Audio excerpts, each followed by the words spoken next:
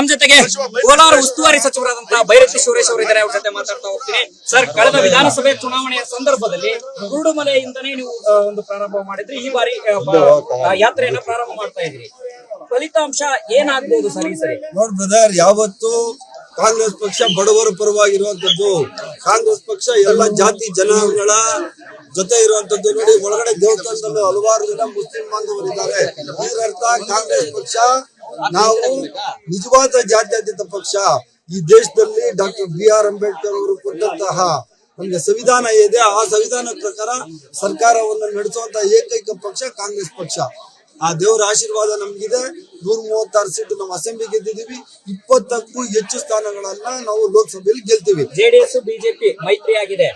ನಾವಿಬ್ರು ಮೈತ್ರಿ ಅಂದ್ರೆ ಕಾಂಗ್ರೆಸ್ ನಿರ್ನಾಮ ಆಗುತ್ತೆ ಅನ್ನೋ ವಾದಗಳನ್ನ ಬಿಜೆಪಿ ಜೆಡಿಎಸ್ ನಾಯಕರು ಹೇಳ್ತಾ ಇದ್ದಾರೆ. ಬಿಜೆಪಿ ಮತ್ತೆ ಜೆಡಿಎಸ್ ಒಪ್ಪಂದ ಆ ತರದಿದೆ. ಫಸ್ಟ್ ಅಲ್ಲ, ಬಹಳ ಸರಿ ಆಗವ್ರೆ. ಒಳಗಡೆ ಒಳ ಒಪ್ಪಂದ ಹೊರ ಒಪ್ಪಂದ ಎರಡು ಅಡ್ಜಸ್ಟ್ಮೆಂಟ್ ಪೊಲಿಟಿಕ್ಸ್. ಕಳೆದ 2023 ನಮ್ಮ ವಿಧಾನಸಭಾ ಚುನಾವಣೆಯಲ್ಲಿ ಅವರು ಒಳ ಒಪ್ಪಂದ ಮಾಡ್ಕೊಂಡು ಮಾಡಿದ್ರು. ಏನಾಯ್ತು ಪ್ರಯೋಜನ?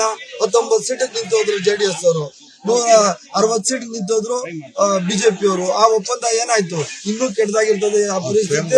ಈ ಸರಿ 20 ಸ್ಥಾನಗಳಿಗಿಂತ ಹೆಚ್ಚು ನಾವು ಗೆಲ್ತೀವಿ. ಕೋಲಾರದಲ್ಲಿ ಅತಿ ಹೆಚ್ಚಿನ ಮತಗಳ ಅಂತರದಿಂದ ನಮ್ಮ ಅಭ್ಯರ್ಥಿಯಾದ ಗೌತಮ್ ಅವರು ಗೆದ್ದು ಲೋಕಸಭೆಗೆ ಹೋಗೋದ್ರಲ್ಲಿ ಯಾವುದೇ ಅನುಮಾನ ಇಲ್ಲ. ಎರಡು ಬಣಗಳು ಇವತ್ತಿನ ಒಂದೇ ವೇದಿಕೆಯಲ್ಲಿ ಕಾಣಿಸ್ಕೊಳ್ತಾರೆ ಸರ್. ಯಾರು ಬಣ ಯಾವ್ದು? ನಮ್ದು ಯಾವ್ದು ಬಣ ಇಲ್ಲ. ನಮ್ದೆಲ್ಲ ಇರೋದು ಕಾಂಗ್ರೆಸ್ ಬಣ.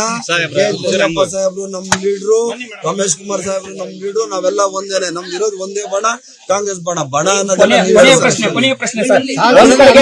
DK ಶಿವಕುಮಾರ್ ಅವರು ಒಕ್ಕಲಿಗ ಸಿಎಂ ಆಗುವಂತಕ್ಕೆ ಅವಕಾಶ ಇದೆ ಅಂತಾರೆ. ಇನ್ನೊಂದ್ ಕಡೆಗೆ ನಾನು ಇರ್ಬೇಕೋ ಬೇಡವಾ, ನನಗೆ ಲೀಡ್ ಕೊಡಿ ಅಂತ ಯಾರು ಹೇಳಿಲ್ಲ. ಯಾರು ಅವರ ಕ್ಷೇತ್ರದಲ್ಲಿ ಅವರು ಮತಗಳನ್ನ ಕೇಳುವಂತ ಸಂದರ್ಭದಲ್ಲಿ ಅವರವರ ಜನಾಂಗದ ಮತಗಳನ್ನ ಆಕರ್ಷಣೆ ಮಾಡ್ಲಿಕ್ಕೆ ಇಬ್ರು ಸಹ ಹೇಳಿದ್ದಾರೆ. ಈಗ ರಾಜ್ಯದ ಪ್ರಸ್ತುತ ಮುಖ್ಯಮಂತ್ರಿಗಳು ಮಾನ್ಯ ಸಿದ್ದರಾಮಯ್ಯನವರು, ಉಪಮುಖ್ಯಮಂತ್ರಿಗಳು DK ಶಿವಕುಮಾರ್ ಅವರು, ಅವರಿಬ್ರು ನಾಯಕತ್ವದಲ್ಲಿ ನಾವು ಈ 5 ವರ್ಷಗಳ ಕಾಲ ನಾವು ಚುನಾವಣೆಗಳನ್ನು ಎದುರಿಸ್ತೀವಿ, ರಾಜ್ಯಭಾರ ಮಾಡ್ತೀವಿ. ಇಡೀ ರಾಜ್ಯದ ಜನತೆಗೆ ನಾವು ಒಳ್ಳೆಯದನ್ನ ಮಾಡ್ತೀವಿ.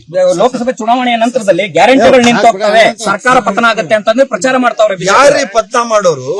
ಅವ್ರಿಗೆ ಬಿಜೆಪಿ ಅವರಿಗೆ ಪ್ರಜಾಪ್ರಭುತ್ವದಲ್ಲಿ ನಂಬಿಕೆ ಇದೆ. 136 ಜನಗಳ ಕೊಟ್ಟಿರುವಂತಹ ಈ ನಮ್ಗೆ ಕೊಟ್ಟಂತ ಮ್ಯಾಂಡೇಟರಿ ಅವ್ರು ಒಪ್ಕೊಬೇಕು. 60 ಜನನ ಶಾಸಕರಿಕೊಂಡು 136 ಜನ ನಾವು ಶಾಸಕರಿರೋದನ್ನ ಸರ್ಕಾರ ತೆಗಿತೀವಿ ಅಂತ ಅವ್ರ ಪ್ರಜಾಪ್ರಭುತ್ವದಲ್ಲಿ ನಂಬಿಕೆ ಇಲ್ವಾ? ಯಾರೋ ಮಾನ್ಗೆಟ್ಟವ್ರು ಮಾತಾಡೋ ಮಾತುಗಳು ಅಷ್ಟೇ. ಬಿಜೆಪಿ ಜೆಡಿಎಸ್ ಶಾಸಕರು ಯಾರು ಇದಾರೆ ಸರ್? ನಾವು ಹೈಕಮಾಂಡ್ ಮಟ್ಟದಲ್ಲಿದ್ದಾರೆ. ಬಹಳಷ್ಟು ಜನ ಬಿಜೆಪಿ ಜೆಡಿಎಸ್, ಕಾಂಗ್ರೆಸ್ ಪಕ್ಷ 150 ಮೇಲೆ ಆಗ್ತದೆ ವಾಲಂಟಿಯರ್ ಬರುವಂತದ್ದು. ಇದಿಷ್ಟು ಕೋಲಾರ ಉಸ್ತುವಾರಿ ಸಚಿವರಾದಂತಹ ಬೈರತಿ ಸುರೇಶ್ ಅವರ ಮಾತಾಗಿದೆ. ಕ್ಯಾಮರಾ ಪರ್ಸನ್ ಮಂಜು ಜೊತೆ ಹನುಮಂತ ದುರ್ಗದ್, ವಿಸ್ತಾರ ನ್ಯೂಸ್, ಕೋಲಾರ. ಅನುಕ್ಷಣದ ಸುದ್ದಿಗಳಿಗಾಗಿ ವಿಸ್ತಾರ ನ್ಯೂಸ್ ಯೂಟ್ಯೂಬ್ ಚಾನೆಲ್ ಸಬ್ಸ್ಕ್ರೈಬ್ ಮಾಡಿ. ಹೊಸ ಸುದ್ದಿಗಳ ನೋಟಿಫಿಕೇಶನ್ಗಾಗಿ ಬೆಲ್ ಐಕಾನ್ ಕ್ಲಿಕ್ ಮಾಡಿ. ಲೇಟೆಸ್ಟ್ ಅಪ್ಡೇಟ್ಸ್ಗಾಗಿ www.vistaranews.com ವೆಬ್ಸೈಟ್ಗೆ ವಿಸಿಟ್ ಮಾಡಿ. ಅಂಗೈಯಲ್ಲೇ ಜಗತ್ತಿನ ಸುದ್ದಿ ತಿಳಿಯಲು ವಿಸ್ತಾರ ನ್ಯೂಸ್ ಕನ್ನಡ ಆಪ್ ಡೌನ್ಲೋಡ್ ಮಾಡಿ.